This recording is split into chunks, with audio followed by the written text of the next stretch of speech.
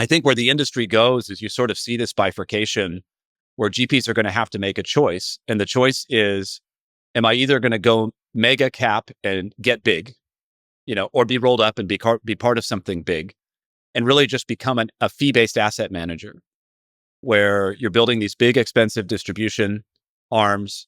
You have many different products because once you spend the distribution cost to reach that advisor, you don't want to just sell them a multifamily fund. You want to sell them venture, you want to sell them private credit, you want to sell them every asset class you can and amortize that distribution cost. You need to be spending money on the marketing and everything else. Or do you become a sharpshooter? Because the law of large numbers is going to limit the mega strategy. It's just harder to make great returns on $100 billion than it is on 10, than it is on 1, than it is on 100 million. And so I think GPs kind of have to make this choice, are we going to get big and get huge? Or are we going to really focus on differentiated strategies where we are unique, where we offer a sort of a compelling and different, uncorrelated, whatever the characteristic is, type of return profile? And both of those camps are going to be super viable.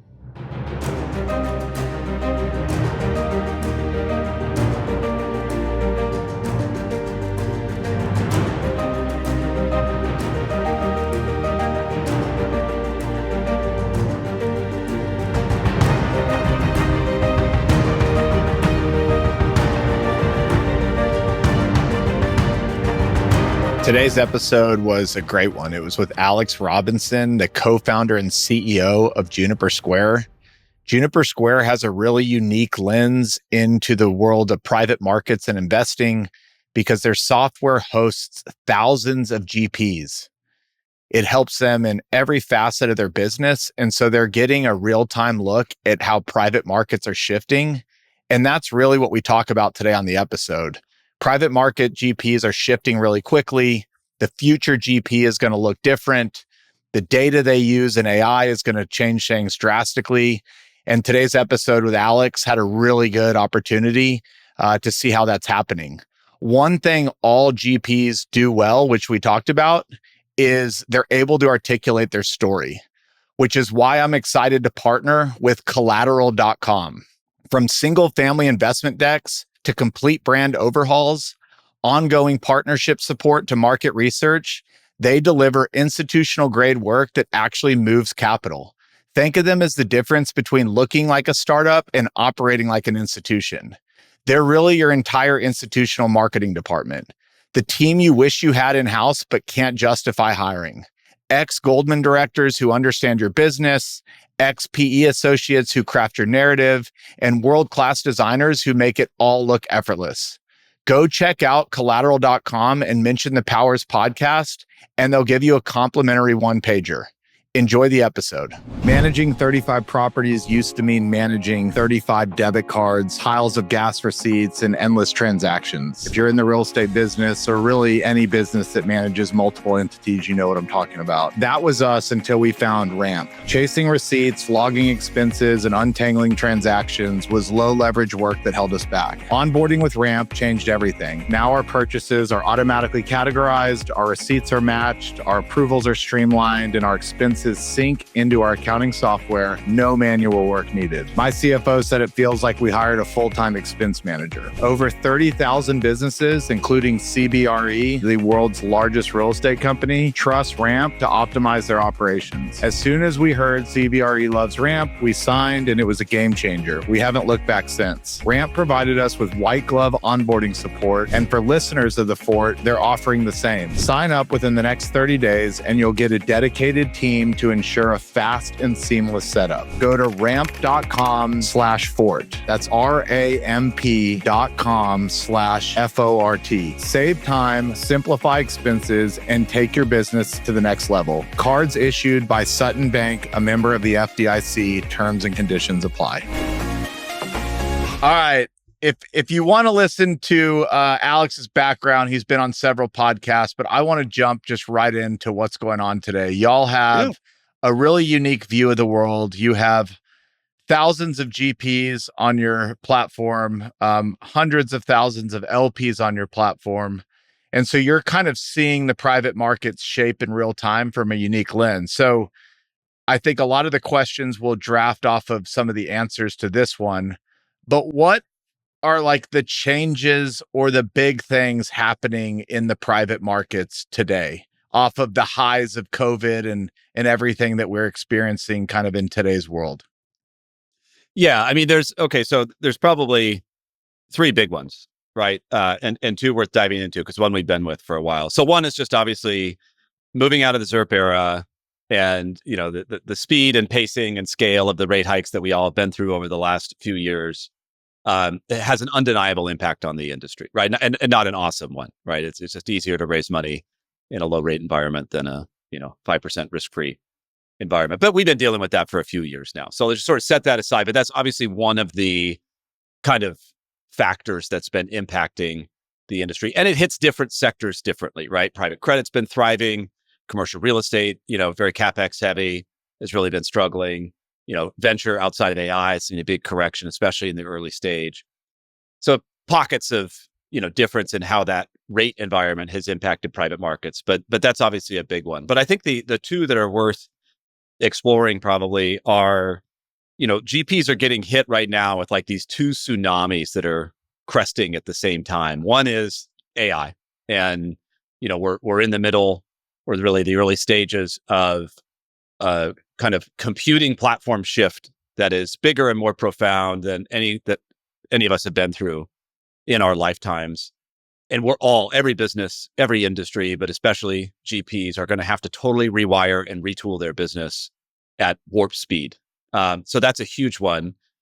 And then the second one is the rise of the retail investor, and just looking ahead at private markets growth, and whether you think the industry is at 30 trillion today or 50 trillion, and depending on who's counting, everybody sees 15-20% CAGR ahead. And of course, the two stories there are, we look at the next decade as an allocator thinking about where to put your money.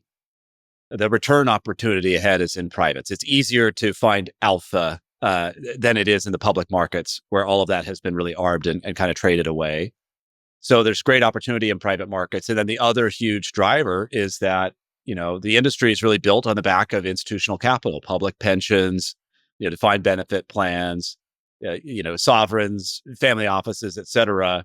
And there's $100 trillion of household wealth that's really sort of sitting on the sidelines that, especially now with products like private credit that are yielding, liquid, open, really good fit with what the retail investor and their advisors are looking for. Trillions of dollars of inflows into the industry will come from a new type of investor. And the difference for GPs here is we have a lot of GPs where, they might have grown to billions of AUM with dozens of LP relationships.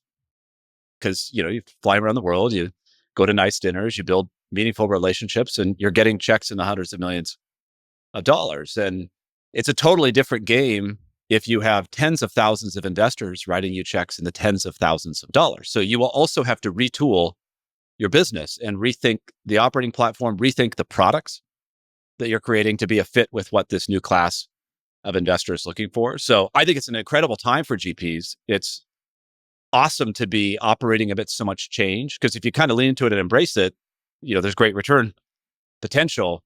But it's not a time, I think, where you can sort of sit still and do what you've always done and expect that's going to continue to work in the decade ahead.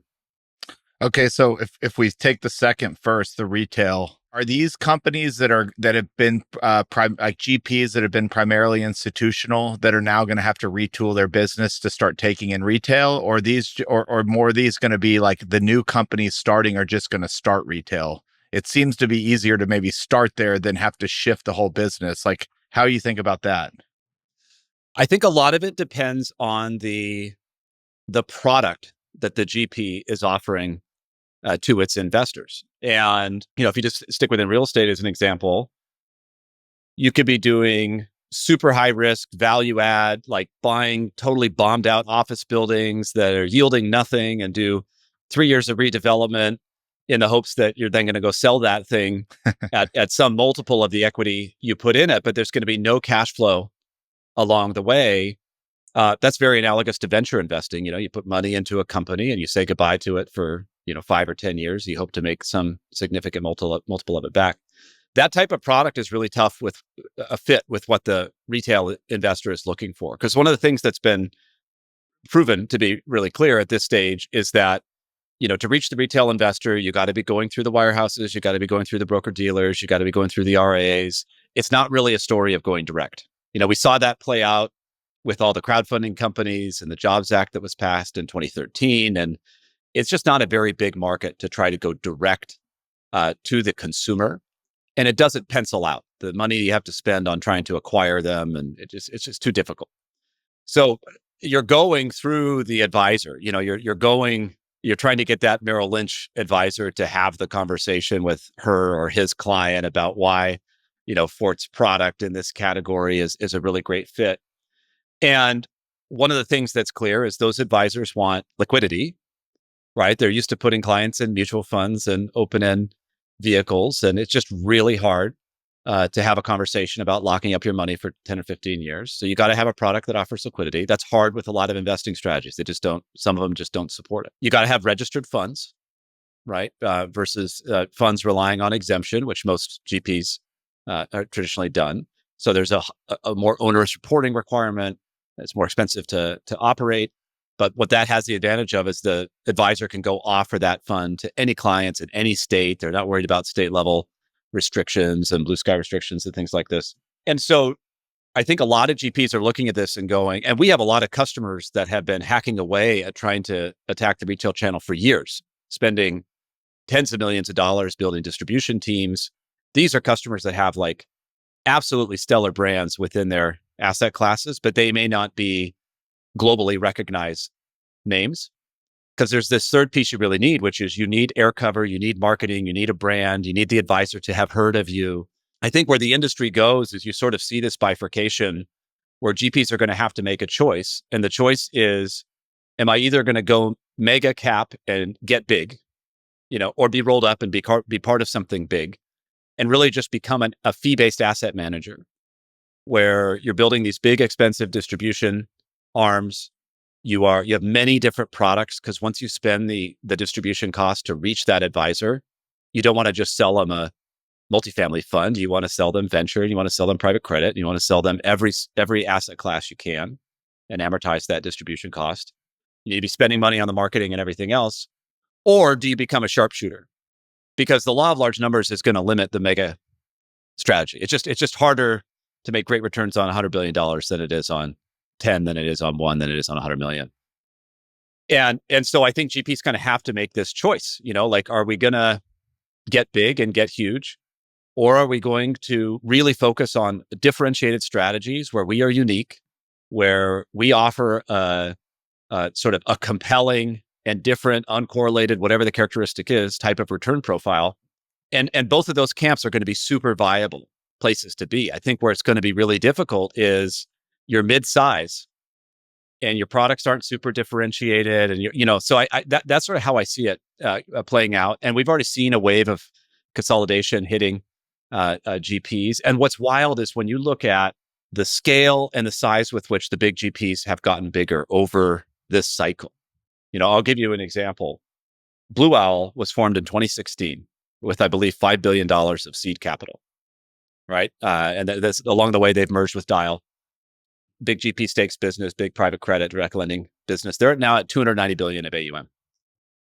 So 5 to 290 over less than a decade. That just swamps like the size of the entire early stage venture ecosystem across every manager, all concentrated in the capital raised by one manager. So there's this crazy power law in effect here where among kind of like the top 5 to 7 managers that are attacking retail, they're basically raising all of the capital.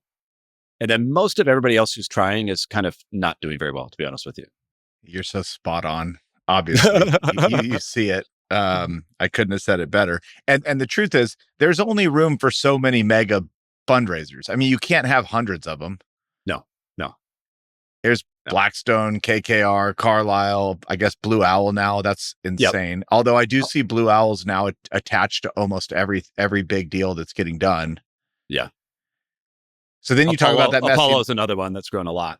Well, then but then there's only so many niche strategies. Yeah. So there is a lot of people that are going to be stuck in the middle.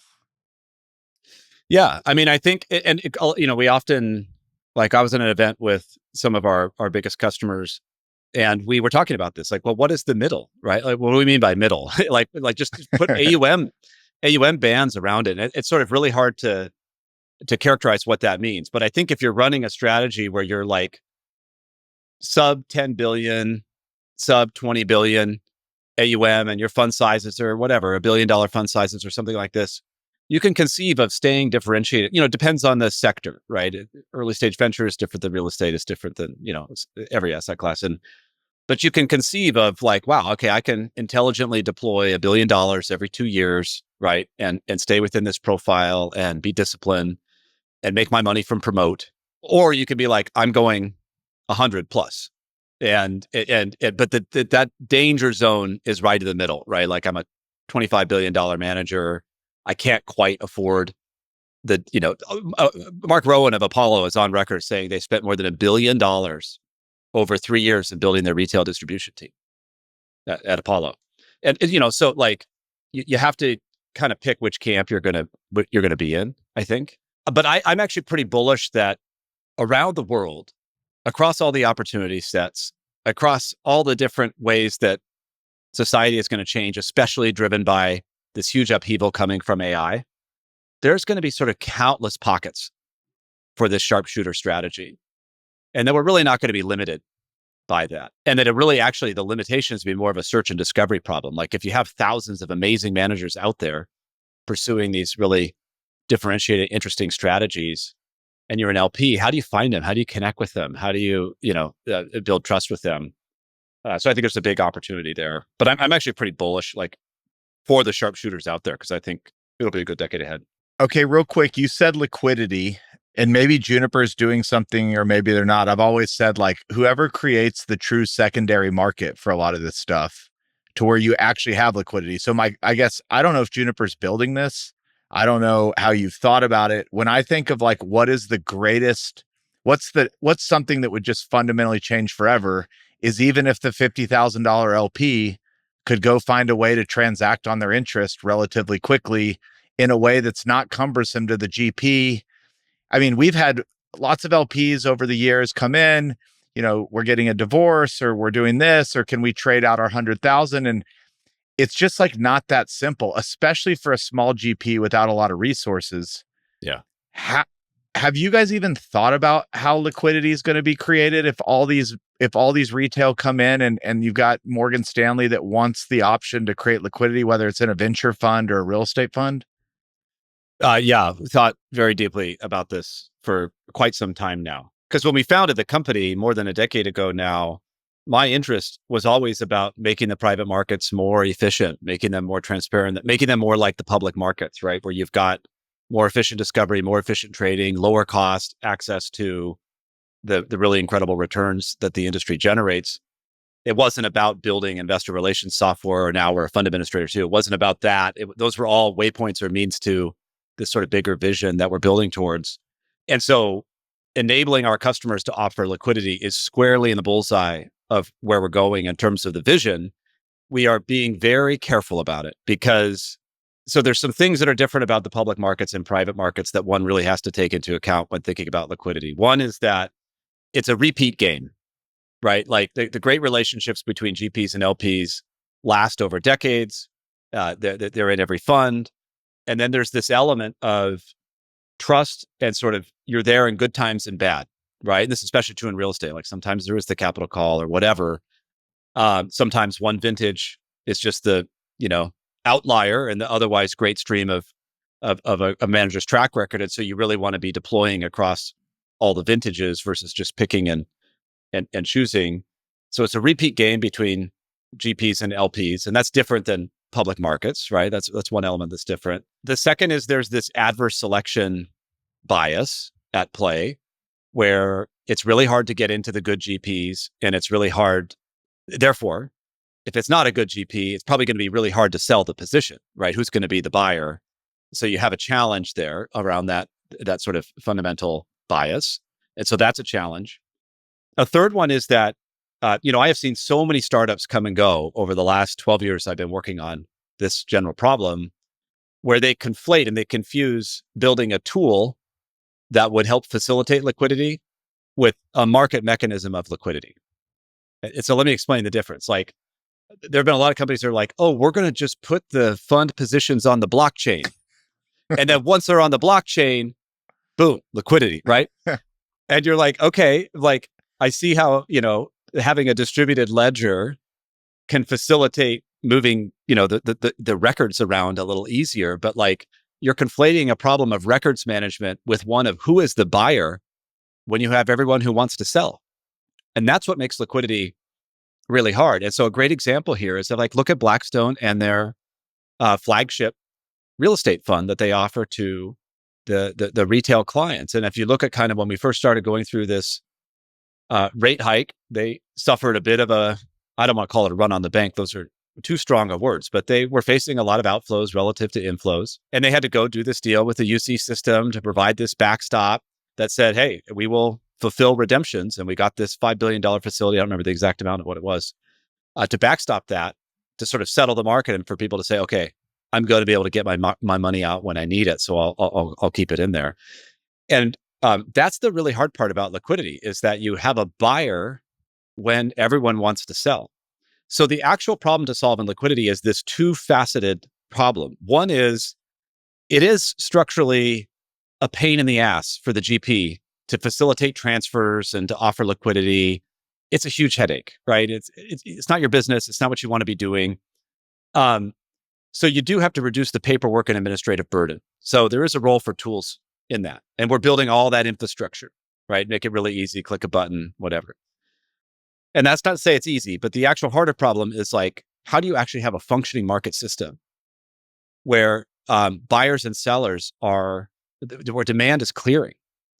And that's not just about putting stuff on the blockchain or having the tool available. You have to make a market. And so it's a much more complex problem. And we've been studying it. We've had teams that have looked at it. And what we have concluded basically is that we're building into the vision of creating all the tooling infrastructure, right? All the KYC, the AML, doing all the compliance, all the subscriptions, getting to a place where you can click a button to come into a fund, click a button to get out of the fund, all the queuing, the redemption, all of that infrastructure. Because you need that anyway if you're a fund administrator, and we administer thousands and thousands of funds. So we make this big investment in technology.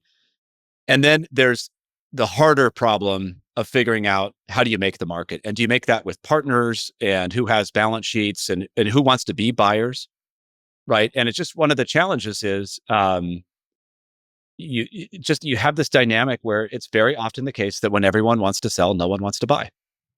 And when you have these really deep liquid markets like the US public equity markets, like, there's always sort of a buyer at some price. But the problem you have in private markets, there's often, you get these liquidity shocks like we've been through, where there is no market clearing price. There's no buyer. It's just, it'll go straight down to the bottom. So it's a really hard problem, but I think it will come. And our philosophy on it is that the GPs always have to stay in control. Like, there's never going to be like a market of trading interests because of this relationship, repeat game, the trust, everything else. GPs want to know who their LPs are. They want to stay in control of that. So the whole system has to be architected around the idea that the GP is sort of the nexus point, or the center. And then the other thing too, Chris, is like, you should be able to borrow. If you're an LP, you should be able to borrow against your private markets positions. And the reason you can't today is because it's not efficient. It's way too costly for banks to underwrite that. Like, how do we know if Fort Capital's NAV that they're reporting reflects the underlying NAV of the you just can't figure it out. You're not going to figure it out for $1 million position.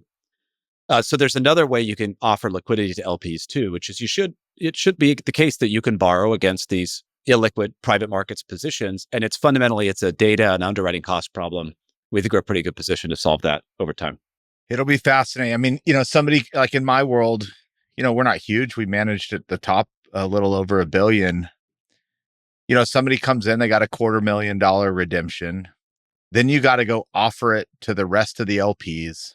Yeah. Which, even if everybody takes their pro rata share, it's like not very much. It costs more to do the legal work then it's like, well, nobody really wants it. So then it comes on my desk and it's like, well, I don't want to look biased as a GP now that I'm quote unquote the only buyer. So I pass purely because I don't want to look like I'm taking advantage of a situation. Right. Then it's like, okay, well, then you, LP, can go ask somebody out in the open market to do it. And they're like, cool, but we don't know the GP, so we got to get to know them. And I'm like, yeah, I don't have time to spend time to convince somebody. So it's just like this never ending rat race that ends in just a bad situation. Yep. A lot of retail capital coming in. It'll be exciting to watch that all play out. Let's pivot to the second big fundamental change or opportunity, which is AI.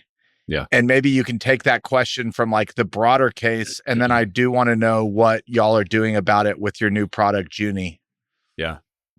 Okay. So I think at the broad macro, like this should not be at all a surprise to any of your listeners, but I spend a lot of time with executives at our customers, and I can tell you everyone's at varying stages of acceptance of this reality, right? You can hear something a dozen times before you really truly internalize it. What we see is that, let's say with venture GPs, there's a real realization that profound change is like not coming to us at the future, but is upon us right now. Because they're out hunting for these AI companies to invest in every day. They're hearing pitches every day. They're seeing how these startups that are AI native are doing things differently. And they just can't help but see, oh God, this is so much bigger than the shift to mobile telephony or from rich clients to cloud computing.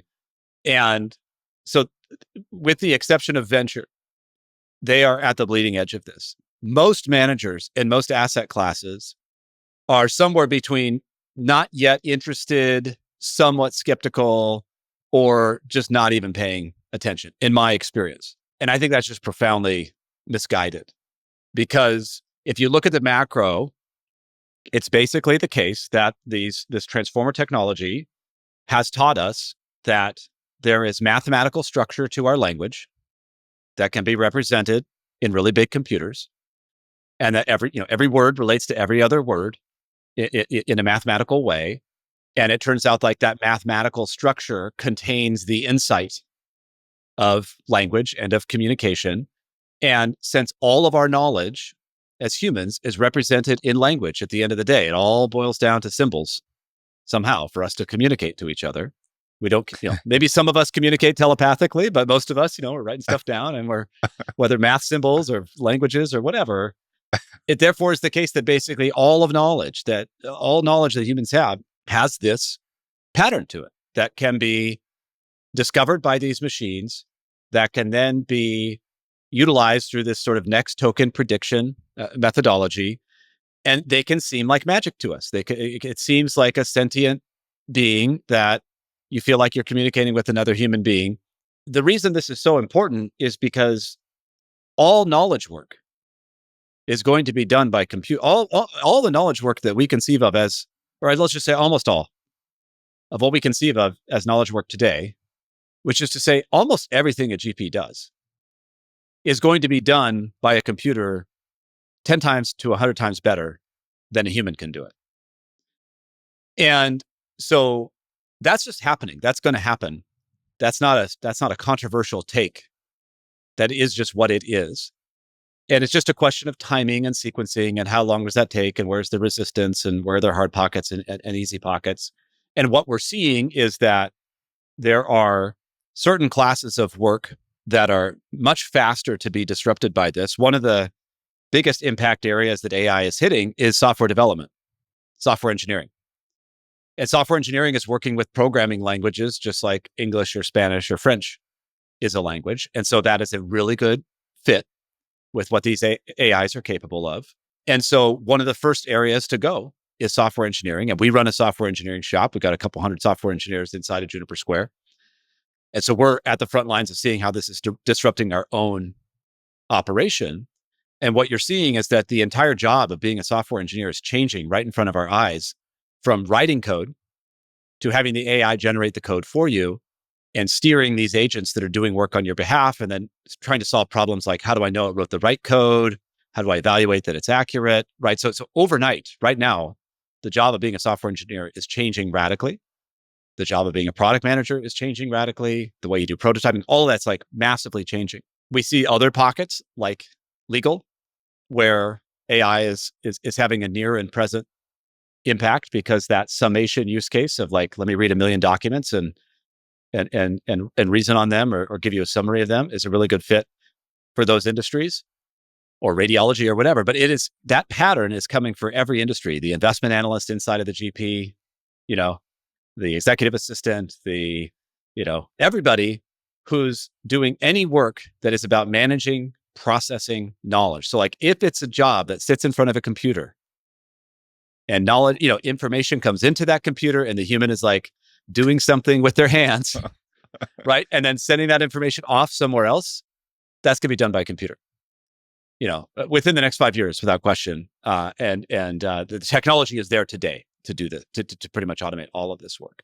That's the level of profundity of the change that this represents. And I think most people in the private markets industry, again, with this exception of venture, they don't see it, because you go to like ChatGPT or something and you're like, I'm going to try and load this like super complex financial model into it and see what it can do. And it's like, oh, it doesn't know financial modeling. Like, this is just a silly tool. But what you realize is actually most of the limitation of these LLMs is in the user. It's in your ability to prompt the LLM to do what you want it to do.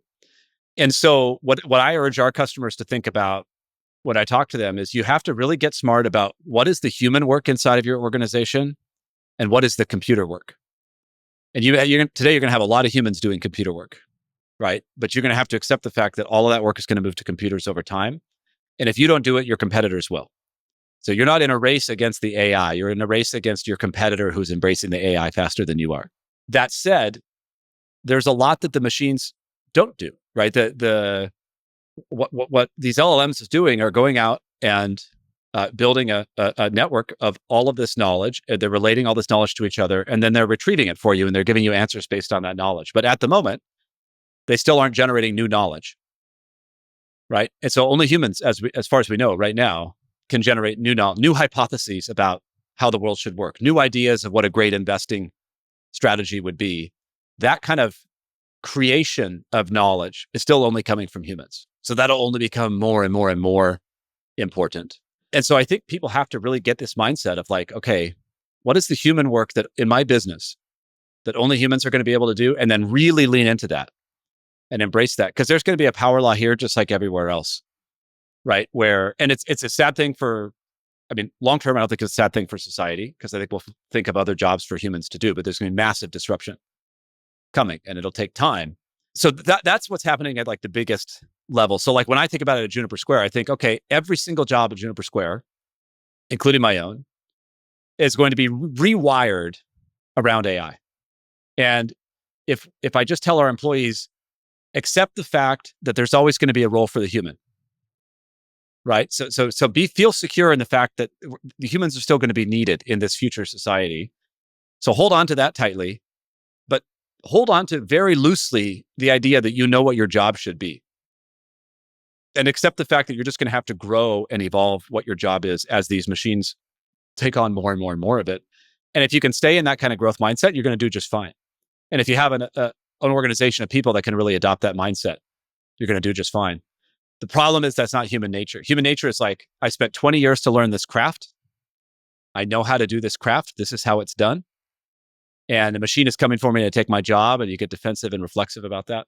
So every facet of being a GP is going to get rewired around AI. And we have GPs, Chris, who are recruiting, not many yet, but we have some that are recruiting for full-time AI engineers to be working inside of their business. We're offering a lot of this capabilities to our customers too. So you don't have to go out and hire software engineers to do this, but the ones that are out of the edge are doing this because they see the potential right now, here and now, to embrace these technologies. So I think that's like the big picture thing that's happening. One thing you said is the AI is you're going to have to get better at how you prompt it, but we also have to probably acknowledge also that the LLMs or the AI that you're talking to is going to have more context and is going to be better at having context of when I should have to prompt it actually less long term if the context of the AI is learning more about me. Fair? Yes. Yeah. So if I have an AI for Fort, it should know Fort pretty well. And so when I'm talking to it, it has years and years of context. let's say we're just taking your typical GP. They've got some investors, principals, asset managers, some investment analysts. They've got accountants. They probably have data entry. Mhm. Could you even like pick a job or two, and y'all have spent a lot of time thinking, if you're sitting there right now going, this couldn't possibly happen to me, or maybe it could, but I don't know how. Do you have like a prime example that even though maybe it hasn't happened today, you would almost be willing to go to the mat to say, if you're an investment analyst, this is almost guaranteed going to happen to your job? Or is it still too early to imagine how the jobs might change? No, I think we can imagine how the jobs might change. I think where the error bars exist is putting a time window down to say, by this point, the way you are doing things today will be obsolete. That's where there's big error bars, right? So as an example of this, if let's just take you picked it. Let's just pick the investment analyst job, right? So again, this varies by asset class, right? But by and large, we know what it is, right? Which is partner develops some interest in an asset, right? And let's be honest, inside of most GPs, at least the ones that I know, partner develops interest in an asset. Partner has a napkin where they, you know, input the like 6 or 7 numbers that they need to make the decision, right? And then they make the decision largely based on their patterned experience over decades of doing this and them knowing what the critical variables are. And that's how the real work gets done. And then there's this giant exercise to make everyone feel good, including your LPs, including the rest of the IC and everything else, which is justifying the decision that you made. And that is by and large what a lot of investment analysts are doing. It's like, well, we're going to buy this company, we're going to buy this real estate asset, we're going to do this, whatever. Now go evaluate how they're positioned relative to their competitors, evaluate what the market TAM is, evaluate, and yeah, a computer operating on, like 5 petaflops of compute is going to beat the smartest Harvard, graduate every day of the week and twice on Sunday, and happily working, by the way, on Sundays and around the clock, and for like 2 cents an hour kind of thing. So if you define the job of investment analyst as your job is to go produce all this rote analysis and then package that up into an investment memo for the committee to consume to make a decision on, AI can already do that. Well-prompted AI can already do that, I would argue, almost better than any investment analyst. Because you also have this ability with the AI to be like, you know what, we really want to beef up this investment memo, make it 100 pages. Actually, no, like make it 10 pages. Write it in more colorful, flowery language. Write it in more precise language. It turns the content that is produced into something that is functionally free, right? So if you define the job of investment analyst as producing the content to support an investment decision, then that job is going away, like just as soon as you can really deeply adopt the AI into the process. Now, the thing to recognize is that what I like to tell our teams internally is a good mental model, a good way to think about AI today is that it's like 60 to 80% good. Meaning it still hallucinates. It's getting better and better and better, but it still hallucinates. It's very confidently tells you the wrong thing, right? And if you don't know better, you believe it, you get misled, you go in the wrong direction. It misses stuff. And so you have to look for the applications inside of your business where 60 to 80% is good enough. And don't waste any time trying to get 60% to 100%, because just wait 6 months. And then the next model update's going to come out and get you to 70% and 80%. And, so there's companies going back like a couple of years, we're trying to do fine tuning, changing model weights and, building out models into specific verticals. And that all got washed away by the pace of the general foundational model improvement. So just bet on the fact that the foundational models are going to continue to get better in near perfect competition, by the way, amongst all the, OpenAI and Meta and Anthropic and Grok and Gemini by Google, and bet on that technology curve accelerating, and then figure out where 60 to 80% is good enough in your business today, and how the human can take the 60 to 80% and bring it to 100%. And that's the right mental model. And you supply that all over the business, right? So it's like, well, now the investment analyst is not producing the content, because that's functionally free.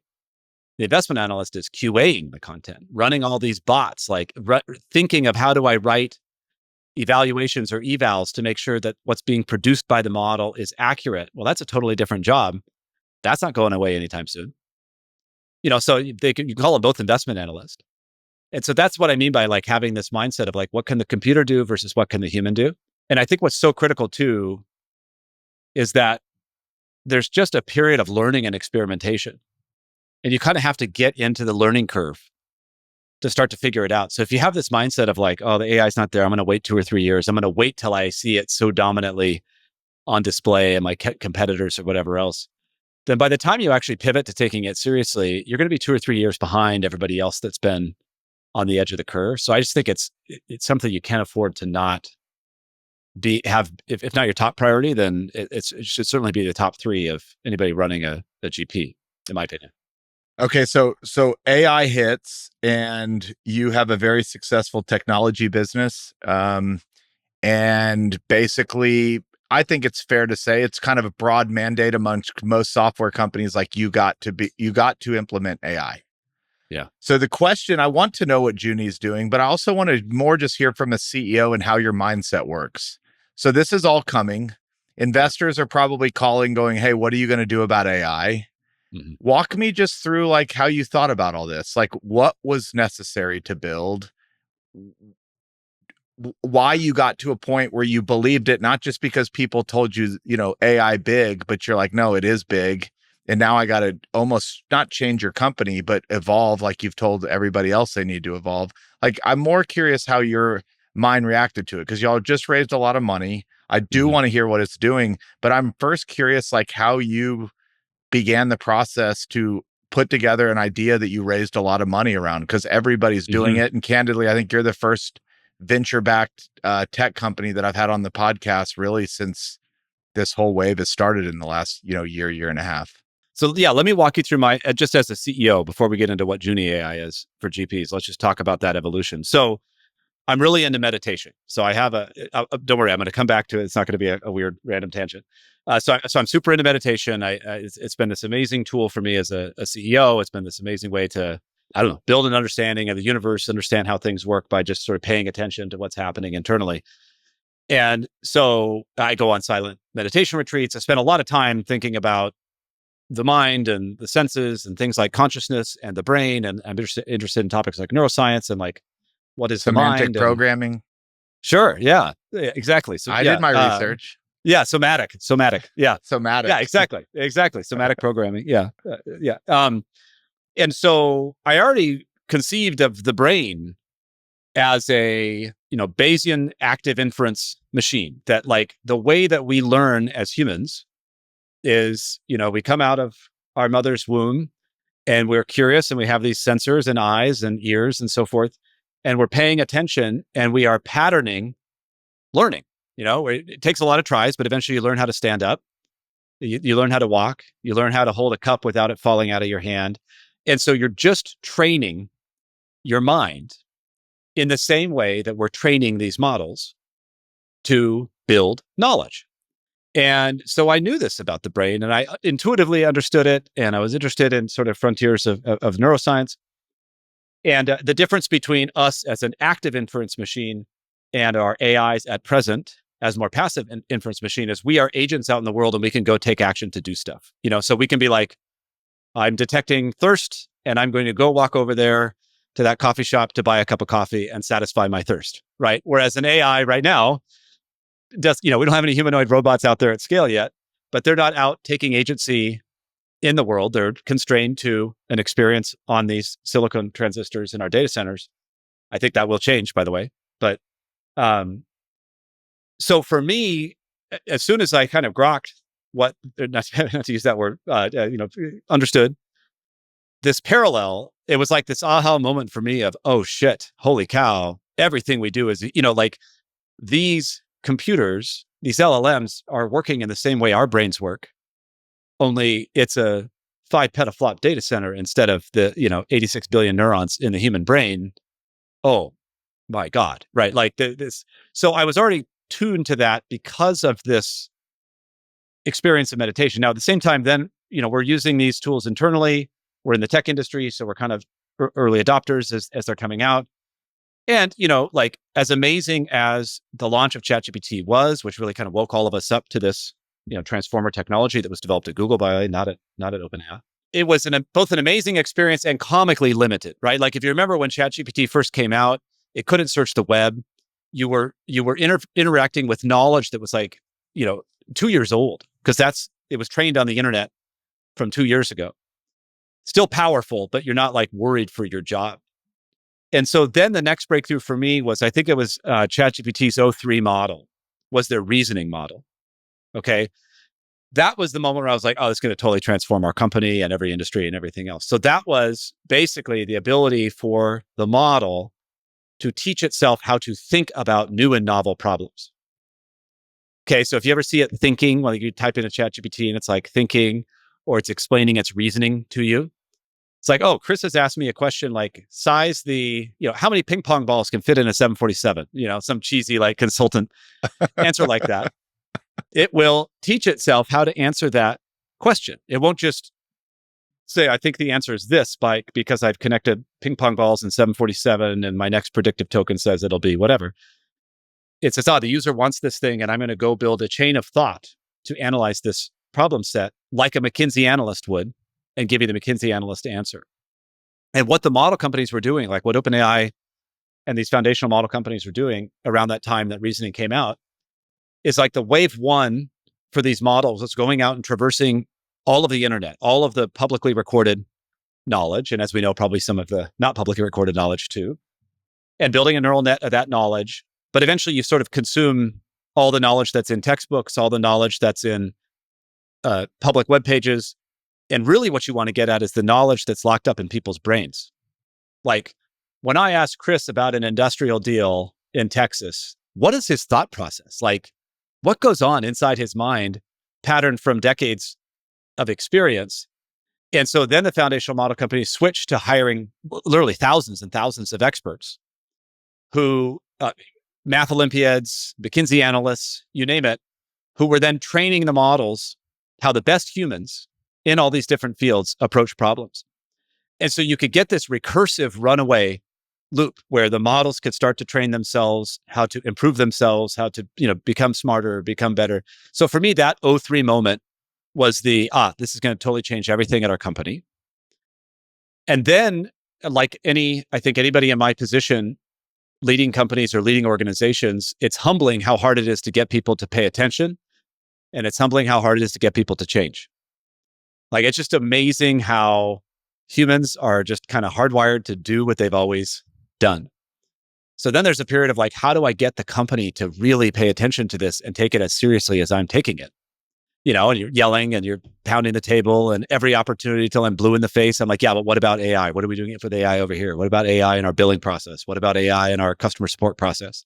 Then I had a moment this spring where I said, okay, I'm not worried about this being a fad. I'm not worried about over-rotating on AI.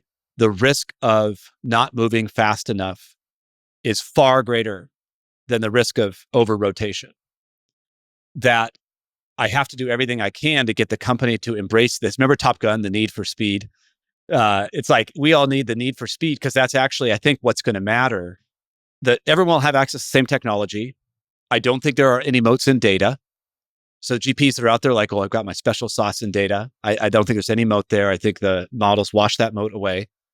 So then the actual moat that GPs build is how quickly can you go from next breakthrough in model technology to figuring out how that's going to impact your business process, to figuring out how you can implement it in your business to your advantage, and then changing human behavior to implement that loop and taking advantage of it. And the faster you can spin that wheel, the more competitive advantage you will build. And so, I had a moment. We had all leaders, like top 75 leaders at the company globally. We gathered them in San Francisco for a week. And I said, we're going all in on AI. Every leader at the company has an imperative to come to me with a plan for how you're going to embrace AI in your business function. And then we are going to have a bunch of expectations of not just leaders, but every employee at the company, that if you're not actively using AI to redefine your job, then you shouldn't be here. because this is going to be an organization of people that are on this vector of change. Now we're in the process of incorporating AI competencies into all of our job performance frameworks, every job at the company, and we have hundreds of them, different types. We'll have certain AI competencies that we're looking for. We're ensuring our performance is taking into account, our performance evaluations taking into account AI, and then we're evaluating for AI competency as we hire people. So if by now, at this point in time, you are not, as a candidate, you can't sit down with a prospective manager and talk about how AI has transformed your life and the zillion different ways that you are using it, then you shouldn't be at our company. And then what we're doing is we are, Rome wasn't built in a day. So we sort of imagine like taking all the business processes that happen inside of your organization and cataloging them. Then imagine stack ranking them for how well aligned to the current AI technology they are for rewiring and disruption. And then we're just patiently trotting through those business processes, trying to take a few of them a quarter, not trying to reimagine, 2,000 different processes overnight. Pick the high impact ones first, and you build a muscle. I think the biggest, hardest factor for organizations is getting all of your team. And most GP, we have almost 1,000 employees. So most GPs don't have, many do, but most GPs don't have the scale of employee base that we have. So it's easier when you're smaller. But it's getting all of your employees to adopt this growth mindset of it being excited about the change and leaning into it and being curious versus this defensive mindset of AI is coming for my job and what am I going to do? Because you see it in different pockets, but like if you work in support, like Mark Benioff's on the record, Salesforce CEO is on the record just like a few weeks ago saying that they fired 4,000 people out of their 9,000 person support team because of how well agents are now fielding these lower level tier 1 and tier 2 tickets that are coming in. So now imagine you're one of the 5,000 employees left on the support team, right? And you're looking at this going, wait, the model's getting better at a compounding rate. What if the support team is going to be 900 people next? What if it's 90 people? What if it's 50 people overseeing 1,000 different agents, right? And so what can happen if you're not careful is you sort of devolve into this, the opposite of an abundance mindset of scarcity. That's, I think, the hardest leadership challenge is how do you get people optimistic, skating toward a future when it takes so much effort to rewire it and to write it. And human nature is to sort of start to fear for one's safety and livelihood. And I will admit, I don't know the answers, but I'll say that is the leadership challenge. Okay. And then how did you think about the product that you were going to build for customers? I think everybody's figuring out what their product is going to be for their customers. You have a lot of them. Yeah. You have a lot of data on GPs in the private investing world. So clearly there was probably multiple things you could have created, but you had to start with we agreed what you're doing at your own company, the most important problems. Yeah. So like, what are you tackling first? And as a customer, what should I expect? And like you said, it's probably stuff y'all will do great, but then over time, like other companies similar to y'all might have to do the same thing. But like, what are the biggest problems and what are y'all offering? The way to think about JunieAI, which is sort of the umbrella term for our entire AI platform. So we have a big and sprawling technology platform now. We support everybody from CBRE to two guys in a garage across all these different asset classes. As you said, it's trillions of dollars. It's tens of thousands of funds. It's millions of positions. Millions and millions of K1s going out every year. And so it touches a lot of different areas of a GP's business, from compliance to investor onboarding to CRM for investor relationships to accounting to reporting. You name it, right? There's a wide surface area, but it all relates to running and operating a fund for a GP.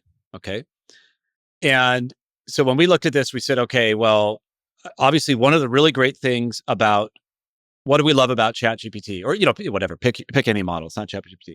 What do we love about LLMs? It's that you can have an interface to the computer that is your natural spoken language. One of the challenges with computers originally was like, if you wanted to interface with them, you had to learn to program, you had to learn to code, you had to learn this like extremely complex language.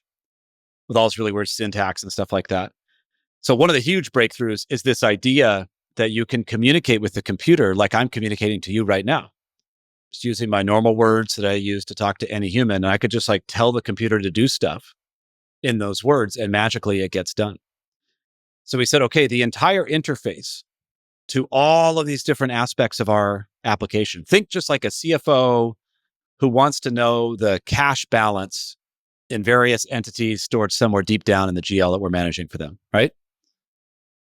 Obviously, that type of question can be answered in Juniper Square today. We have these extremely powerful dashboards. You can like get in there and like freaking, it's like a 747 cockpit. You can configure to your heart's content. But most people don't want that. Most people are like, I want to just type into a search bar, into a chat interface, what's my ending cash balance for all the entities related to Fund 7? And then pop, out comes an answer. So one thing that JunieAI is pivoting the application to natural language interface for the user. So every facet of the application is now going to connect to a chat interface where you can interface with the computer now in a natural language. And so this extends to mobile and extends to, I just had a really great meeting with blah, blah, blah, LP, right? And so one of the things that we're shipping in October actually is a meeting recorder connected to our CRM. So now you're in a meeting, you can have your mobile device, you could be on a Zoom call or whatever. You record the meeting, the transcript's recorded, the audio, video is recorded into a transcript's embedded into the CRM records automatically. That transcript is RAG'd. We just extract the semantic understanding from that transcript, prompt you like, hey, Chris, it looks like you learned 10 new interesting things about this LP. Here they are. Do you want to update the CRM record with that? You're on your phone. Yeah, that sounds great. Go ahead and do that. Right. So it's the idea is turning the interface of very powerful, complicated software into the type of relationship you have with your team member. Okay. So that's one element of this. The second element of it is agents. So our view is that pretty much all of knowledge work is going to shift to agents doing it on your behalf. You can have an investor relations agent. You're going to have a portfolio management agent. You're going to have a cash management agent. You're going to, like everything that happens inside the GP is going to have an agent. And probably one of the most complicated, complex agents you'll have that we have to be careful of, but we're working on, is you'll have an agent that represents you to the LP. Any question the LP wants to ask about you and your business, right? There'll be like a PhD level understanding of you and your track record. And LP can ask that at 3 a.m. if they want. They can, so every facet of work inside of the GP is going to have agents that do it. So part of JunieAI is building the investor relations support agent, the portfolio support agent, the agent that helps CFOs oversee their fund administrator, right? So stripping down all the work. The other piece of it is that we operate in a financial services, highly regulated and mission critical industry where there's zero tolerance for errors, right? Like 1 + 1 always has to equal 2 in the financial reports. And that is a poor match with the fundamental way that LLMs work. They're probabilistic. This next token prediction is probabilistic. So there's a big job to do of taking these foundational models, which are probabilistic in nature, and sort of building them into these high accuracy, zero tolerance for error use cases like financial reporting, where you're leveraging the power of the model, but then you're running deterministic code over the top of it to make sure that 1 + 1 always equals 2. And we view that as our most important job for the GP. Because if you just go deploy, if you're just like, I'm just going to deploy Gemini across my business or whatever, it's going to start doing my financial reporting, it's going to be a disaster, absolute disaster, right? So that's not how it's going to work. You're going to need a company to build the scaffolding for you to ensure the accuracy. And then the last piece that's really important that I think a lot of people miss is that for AI to do something on your behalf, it has to connect to tools that will do stuff. You just deploy ChatGPT inside of Fort, and it's not going to move money for you unless it has access to FedNow and the ACH system and the Swift network and everything else. Well, an AI just doesn't go get that access. Those are regulated entities. You got to be, you have to have the bit code. You have to, yourself be connected. So AI to do stuff useful inside of a business has to be able to connect to underlying tools that actually do the work.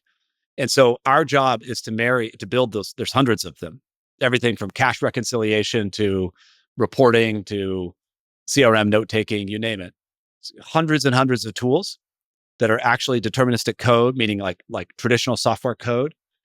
And then there's this agentic and sort of natural language interface that runs over the top that gives the human this experience of I'm just talking to a computer and then it's magically getting stuff done. So it's a really big, it's almost like a new operating system layer that you're building. It's a really big investment for us. It's rethinking the entire platform to be really agent first. It'll enable what GPs need. And I think we'll see in a future, I don't think it'll be crazy to have, two GPs managing $10 billion with, one or two people, and then these massive fleets of agents. And you get these people that are highly specialized in overseeing agents. Of course, there's a big question: what does everyone else do in this future state that we're going to have to answer as a society? It's not a trivial thing. That is a perfect way to put a bow on this great conversation. Thank you for the time today, Alex. Yeah, my pleasure, Chris. Always great to chat.